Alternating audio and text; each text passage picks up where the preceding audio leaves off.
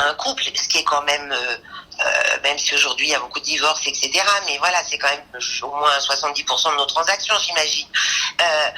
Dans un couple, l'acquisition du logement, en fait, c'est la femme qui décide. Tout à fait.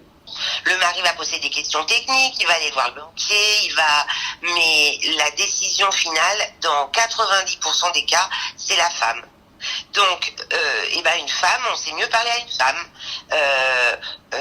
on se comprend mieux, on n'aborde pas uniquement le bien, on aborde la vie, on aborde les enfants, on aborde la facilité par rapport au boulot, par rapport aux courses, enfin voilà. Donc du coup, nous, une femme agent immobilier, chef d'entreprise ou pas, ou conseillère, quoi, je trouve que on est bien plus pertinente et on est bien meilleure vendeuse qu'un homme. Oui.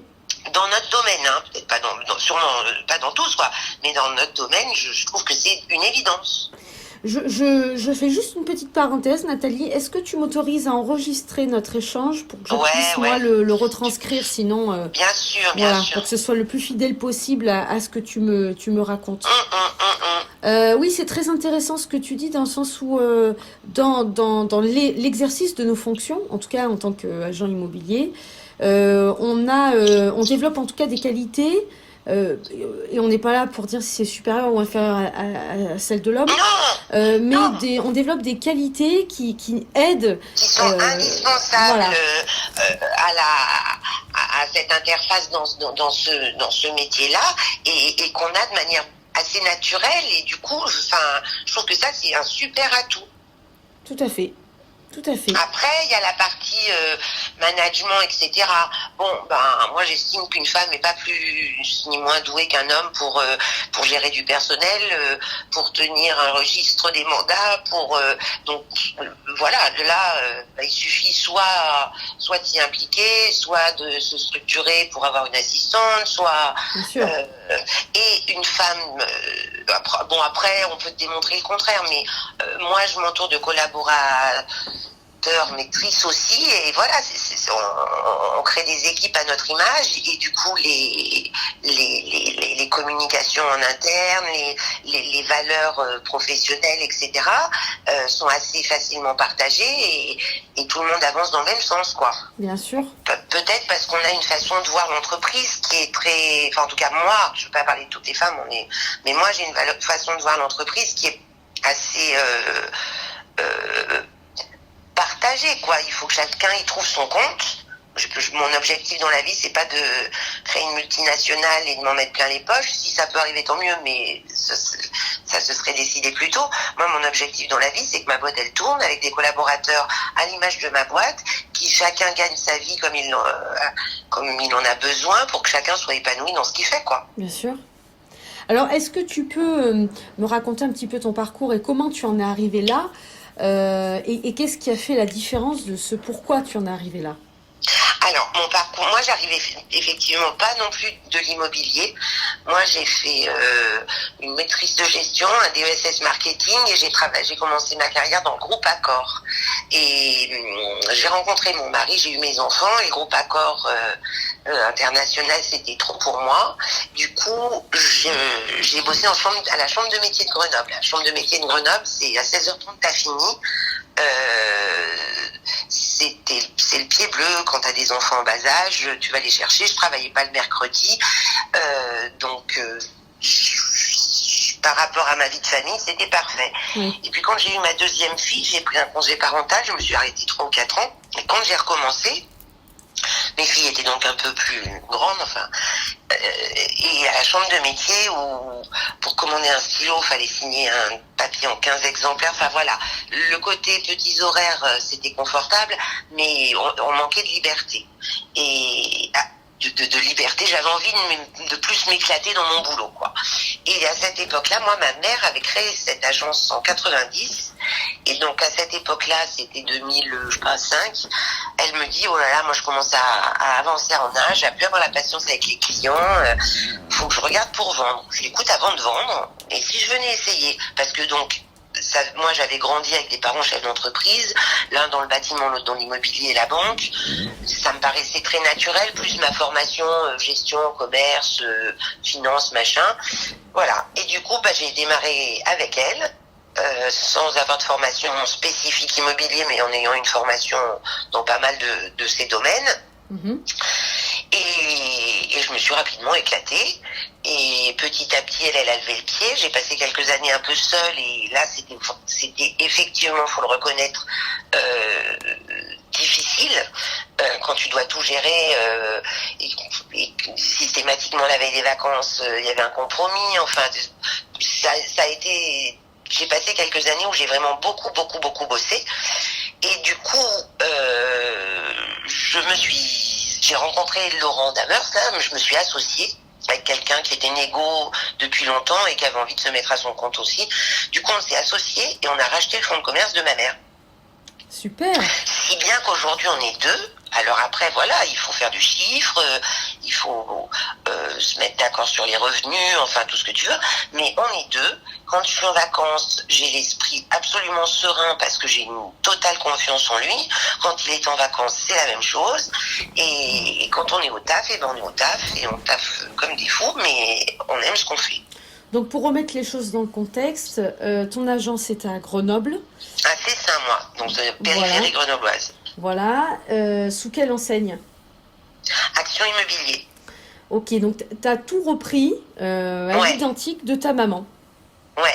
Donc c'est une jolie... On a juste changé de structure. On a créé une SAS, Laurent et moi, qui a racheté le fonds de commerce de la SARL de ma mère. Donc c'est une jolie histoire parce que finalement c'est une histoire de femme. Exactement. Bon, je me suis associée avec un homme. Oui, mais c'est bien, ça fait la parité. Parce que c'est un homme et à la fois parce qu'on a des personnalités qui sont très différentes et très complémentaires, on est donc très complémentaires. Donc lui, il s'occupe de la partie gestion, artisan, chasse d'eau qui fuit, ça c'est le truc que moi j'aime pas du tout. Lui, il est très posé, il est hollandais d'origine, donc il y a des clients avec qui, moi je suis pas là 150 000 à l'heure, moi il y a des clients, je les gave, je le sens, donc il prend le relais. Et des fois, il y a d'autres clients qui trouvent que lui, il dépote pas assez, c'est moi qui m'en occupe et donc tout va bien. Oui, c'est ça qui est bien, c'est le cercle vertueux d'une association qui marche, en tout cas. Exactement. Alors, ça fait 3 ans. Hein. Moi, je suis quand même... moi, je m'occupais de création d'entreprise à la chambre de métier. Donc, je disais toujours, je formais des créateurs et je leur disais toujours attention aux associations parce que c'est vrai que c'est pas évident. Nous, ça fait que 3 ans, ça va bien. J'ose espérer que ça aille bien jusqu'au bout. Bon, voilà. C'est vrai qu'il faut quand même toujours se méfier quand tu t'associes. Hein. Bien sûr, mais j'ai envie de dire, il n'y a pas de règles. Chaque association est différente et il y en a qui fonctionnent extrêmement bien et c'est le cas pour toi pour l'instant et j'espère que ça durera. Il y en a pour d'autres où ça n'a pas fonctionné, mais c'est pas le problème de l'association, c'est plus une question de personne. Enfin, c'est mon avis. Qu'est-ce que t'en penses, toi? Bien sûr. Mais c'est comme un couple, hein. T'as des couples qui fonctionnent jusqu'au bout, puis t'as des couples qui s'arrêtent en chemin. Voilà, c'est ça. Voilà, donc c'est complètement une question de personne. Après, tu peux voilà. Okay. Pour autant, il faut quand même, comme dans le contrat de mariage, quand tu t'associes, de toute façon, juridiquement, il y a des tas de choses qui sont faites pour que le jour où il y a un problème, tu l'as anticipé de manière juridique, tu vois. Bien sûr. Alors, toi, dans ta vie de femme au quotidien, justement, ça va nous intéresser. C'est comment tu gères ta vie personnelle, vie familiale et ta vie de businesswoman au quotidien. Comment tu fais? Alors, moi, je trouve qu'il faut quand même reconnaître que, à la fois par notre métier, qui est un métier qui demande de travailler pratiquement H24 parce que tu travailles quand tu es au travail, mais tu travailles quand tu es en soirée, tu travailles quand... Tu vois, tu dis toujours que tu es agent immobilier et tu as toujours quelqu'un dans n'importe quel cercle, il y a quelqu'un qui veut vendre ou qui veut acheter. Donc, au niveau du métier en soi, c'est déjà beaucoup d'heures. Et au niveau, quand en plus tu es chef d'entreprise et que tu dois suivre tout ce qui est financier, tout ce qui est management, tout ce qui est compta, tout ce que tu veux, c'est vrai que c'est beaucoup de travail. Et je t'avoue que moi, j'ai plus jeune, et surtout donc avec des enfants plus jeunes, ça m'a quand même, j'ai passé quand même 3-4 ans un peu compliqué. Et je veux bien croire que quand tu es une femme de 40 ans avec 2 ou 3 enfants, même si tu es passionné, si t'as pas une infrastructure, ton mari t'aide, ou t'as tes parents, ou peu importe, moi j'en ai bavé. C'est pour ça que je me suis associée. Parce que les débuts m'ont été très bien, parce qu'il y avait quand même ma mère. Quand tu te poses des questions, quand tu veux changer d'orientation, quand tu veux... Bon, on était quand même 2, mais ma mère a avancé en âge et levé le pied, donc j'ai passé peut-être 2 ou 3 ans où j'étais toute seule, où j'avais encore les enfants pas très autonomes, où mon mari était un peu dispo, mais pas non plus, lui aussi était pas mal pris. Donc là, j'ai fatigué, vraiment j'ai fatigué. D'où la chance que j'ai eue de trouver Laurent Damers et de m'associer, quoi. Et depuis, par contre, à la fois mes enfants ont grandi, à la fois je suis associée, et du coup j'ai aujourd'hui une vie au contraire qui est vraiment géniale, parce que même si tu as des contraintes, parce que quand il y a du travail, il faut travailler, mais tu as quand même aussi une liberté, si tu t'organises bien, qui est super, quoi. C'est ça. C'est que là, dans ce que tu racontes, tu as réussi à trouver un équilibre de vie qui te convient à toi, en fonction de tes enfants, de la situation de ton mari, etc. Et que aujourd'hui, tu peux dire que tu es épanouie et accomplie dans ce que tu fais. Ah, complètement. Pour rien au monde, je changerais de métier aujourd'hui. Et vraiment, voilà, je trouve que les femmes, à partir de... C'est pas une question de l'âge de la femme, c'est une question de l'âge de la femme, des enfants, mais je trouve qu'à partir de 45 ans, quand tes enfants commencent à être un petit peu autonomes, c'est un métier idéal, parce que tu rencontres plein de gens, parce que tu dois toucher à tout, financier, juridique, technique du bâtiment. Tu as des moments au bureau un peu administratif, mais tu as aussi des moments sur le terrain, donc ça bouge, tu n'as jamais de journée identique. Si c'est ça que tu aimes, t'es comblé, quoi. Bon, mais c'est fabuleux. En tout cas, ça donne envie. Tu transmets... Moi, j'ai envie de donner envie. Tu rencontres des jeunes, des primo-accédants, tu te dis, ça pourrait être mes enfants, tu veux bien les conseiller. Tu rencontres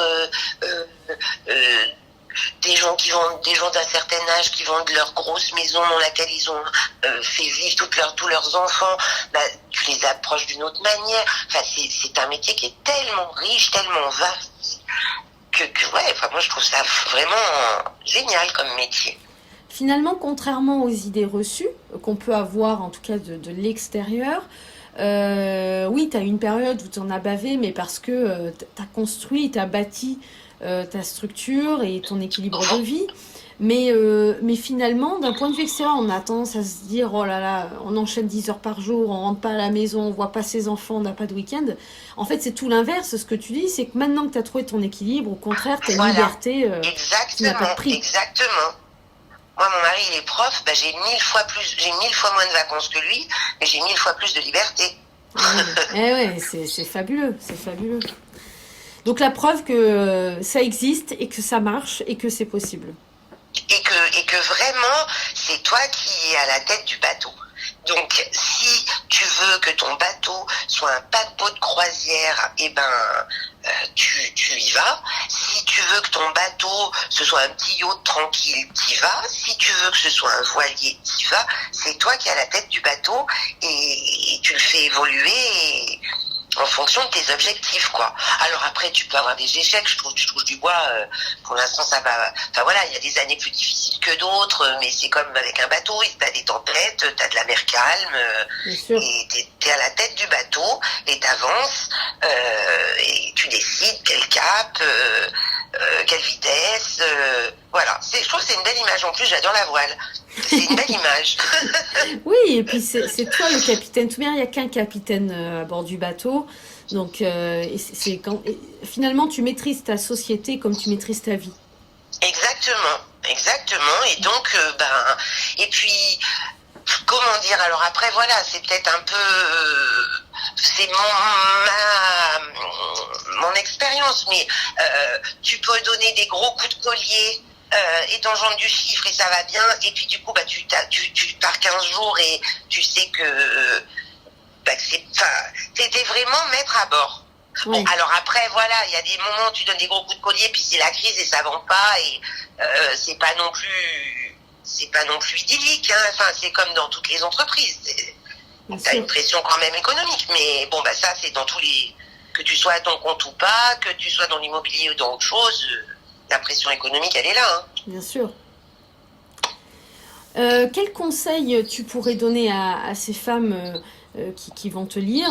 Qu'est-ce que tu pourrais leur dire pour qu'elles y aillent, qu'elles aient envie de oser en fait, et de vivre leurs rêves qu'elles laissent souvent dans un tiroir?